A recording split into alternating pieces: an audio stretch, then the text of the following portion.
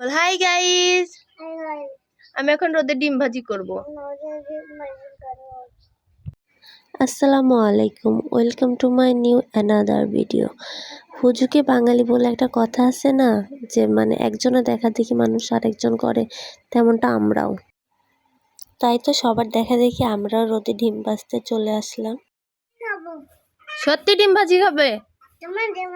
আচ্ছা, আমরা তাহলে ডিম ভাজি করি। হ্যাঁ, কড়াইটা অনেক গরম, এখন তেল দিয়ে দিই। হ্যাঁ,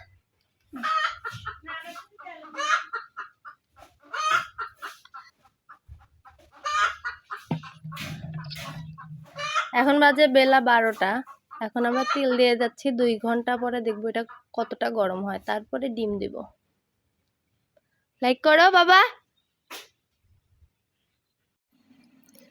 এই যে আজান তার নানির সাথে রোদে ডিম ভাজার জন্য রেডি।